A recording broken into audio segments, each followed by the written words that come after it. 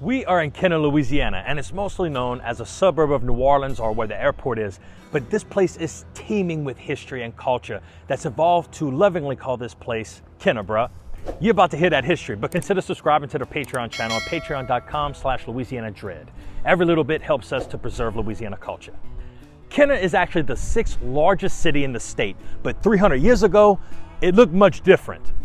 This area of the region was first frequented by native tribes that spoke a Muskogean language, but there were no signs of native villages in the immediate vicinity of modern-day Kenner.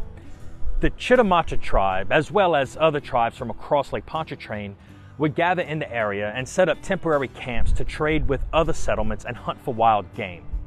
Mostly this area was used for hunting birds and deer.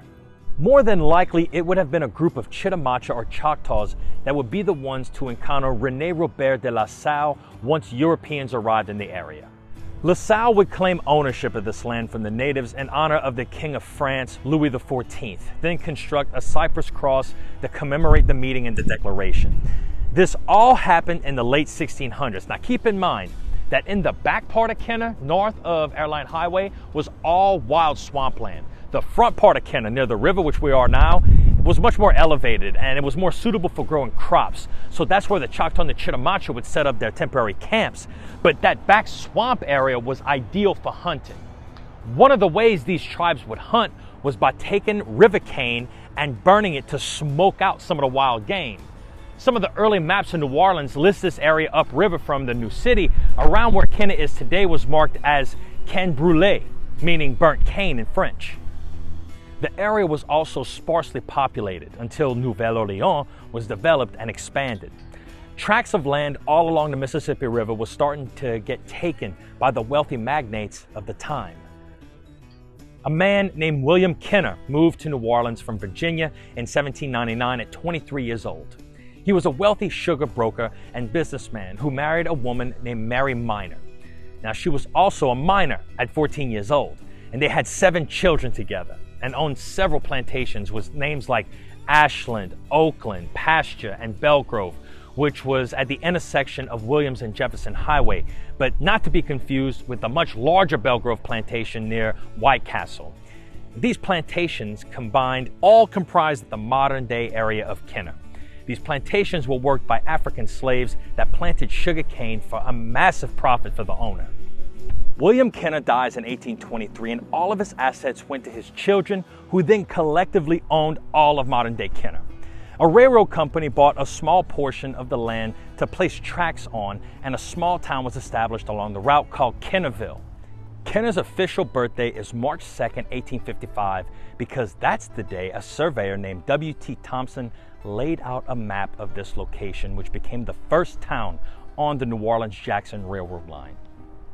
When the Civil War tore through Louisiana, Confederate troops declared martial law in Kenner. It was later occupied by Union forces due to its excellent location on the Mississippi River.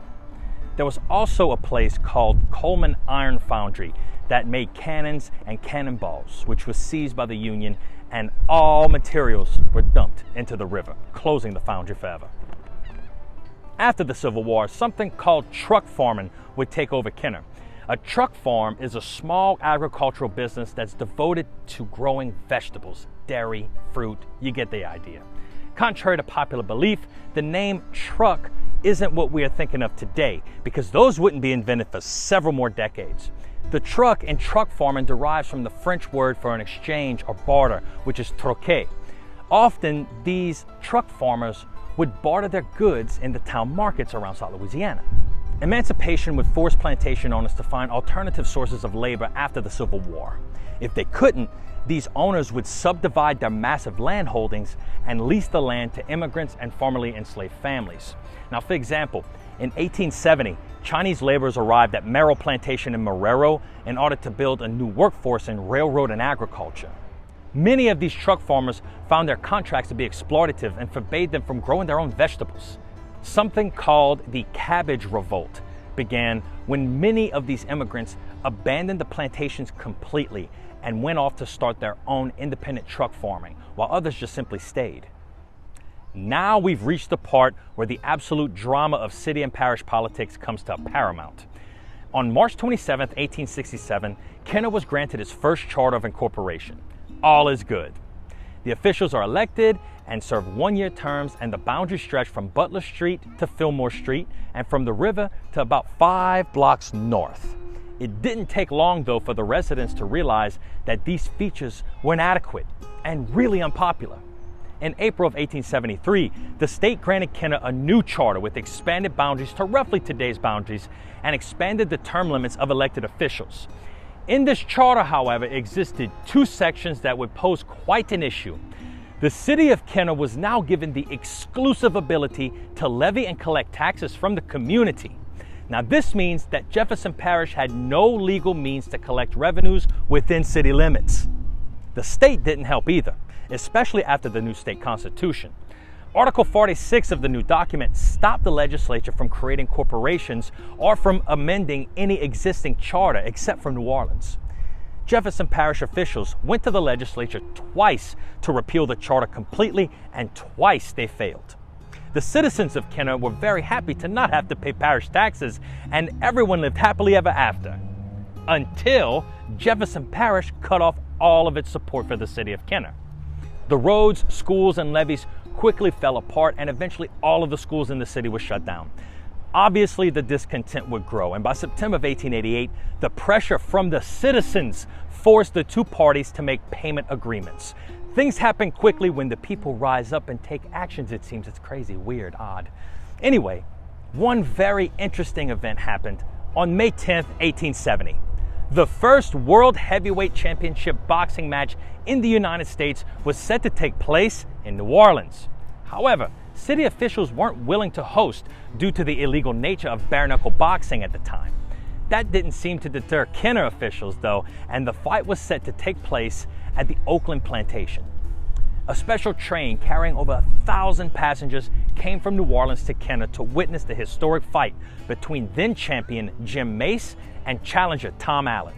The fight lasted for 44 savage minutes, with Jim Mace retaining his title after beating Tom Allen to a bloody pulp. A shrine of the event now sits in the Rivertown neighborhood right behind me in Kenner. Now, Italians and Sicilians began flowing into Louisiana at the close of the 1800s, and many of them came to Kenner. These people also brought with them a deep religious devotion to Catholicism. In 1899, a plague killed most of the cows and the mules here. The Italian communities prayed feverishly to the patron saint of Palermo, Saint Rosalia, often mistakenly called Saint Rosalie. Now, not long after that, the plague ended and things went back to normal, but the citizens were fully devoted to Saint Rosalia and credited her with saving them from the plague. Since then, every year during fall, Kenner throws a big party to honor the now patron saint of Kenner. In 1837, the Love and Charity Cemetery was established by the Love and Charity Society for African Americans.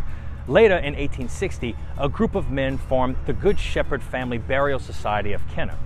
Their goal was to create a cemetery for African Americans that would serve religious, benevolent, and literary purposes. This effort led to the founding of Belgrove Cemetery. Now, although the organization was originally formed in 1860, it was not officially chartered until 1898. Shortly afterward, in 1899, the present site of Belgrove Cemetery was purchased from the Hanson City Land Company. Now, just when you think the political drama has ended, here's another punch to the gut.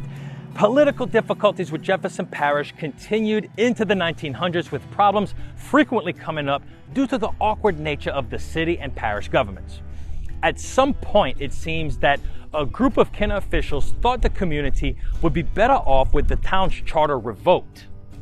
On June 30th, 1908, Governor J.Y. Sanders officially abolished Kenner's charter, and all records and money left over were transferred to Jefferson Parish. The city of Kenner no longer existed. During the next 4 years, everything associated with the former area known as Kenner was handled by the police jury of Jefferson Parish. This did not sit well with the citizens, though. They were very upset that their community was stripped of its independence and status as an organized community. 2/3 of the citizens petitioned the government to issue a new charter for the community, and on December 13th, 1913, Governor Luther E. Hall declared Kenner an official village. Kenner was back on the map, baby. Then, because of something called the Lawson Act, Kenner immediately took a census as a new little village. But it turns out that Kenner had a lot more residents than previously thought. It was something like 1,900 citizens, which made it larger than a village and actually made it a town. The railroad and road improvements brought even more people to Kenner in the years to come, until there were enough citizens for it to be declared a city. But the real destiny of Kenner was never going to be by road, railroad, or even the river. To quote Lil Wayne, the sky's the limit. In 1940, Kenner was chosen as the site for a new regional airport for three main reasons. The area had a plethora of transportation arteries. It was oddly free of dense fog, and once it was completed, it would join the other two airports, the Lakefront Airport and the Allen Callender Field, in creating a triangle air defense system around New Orleans in the event of a national emergency. During the early phases of construction, Jefferson Parish officials procrastinated on the project. The city of New Orleans had to step in, and with the consent of Kenner officials and in accordance with state law, took over ownership and development of the airport. In 1910, an early aviator by the name of John Bevins Moisant was in Harahan attempting to land in an airfield and was caught in a gust of wind. This resulted in Moisant being thrown from his aircraft. In front of a crowd of spectators, Moisant fell about 25 feet to the ground, landing on his head and breaking his neck. The new airport in Kenner would bear his name and began offering commercial flights on September 13, 1944. By 1953, around 635,000 passengers a year were using the airport, which has ballooned to 12.7 million annual passengers today and has been named the best airport in North America 3 years in a row. Although it has since been renamed Louis Armstrong International Airport, it still keeps the identifier of MSY for Moisant Stockyard. Kenner has undergone rapid changes from its early beginnings of Native American portage and trading hubs to the ravages of the Civil War to modern feats of air travel and beyond. Not all have been good though. For example, the once beautiful and historic Treasure Chest Casino has turned into an Amazon warehouse-like monstrosity. The unique culture that has existed here throughout its history can't be overshadowed though. The traditional Native, European, and African diaspora are present, as well as, in my opinion, the most ethnically diverse food spots in the entire state of Louisiana. Along Williams Boulevard, you have such options of Honduran, Indian, Pakistani, Liberian, Brazilian, and many more cultural restaurants that are sure to dazzle your taste buds. Stop by and explore the beautiful Rivertown district behind me and admire the historical significance of this place. To the world, Kenner is a gateway to Louisiana after they landed the airport, but to everyone in Louisiana, it's just Kenner, bruh. We couldn't bring you this information without our Patreon supporters, and I'd like to encourage everyone watching this video right now to consider supporting this channel by going to patreon.com/LouisianaDread. For more Louisiana history, horror, folklore, and culture, be sure to subscribe to this YouTube channel. I'm Kyle Crosby, and this has been Louisiana Dread Quick History.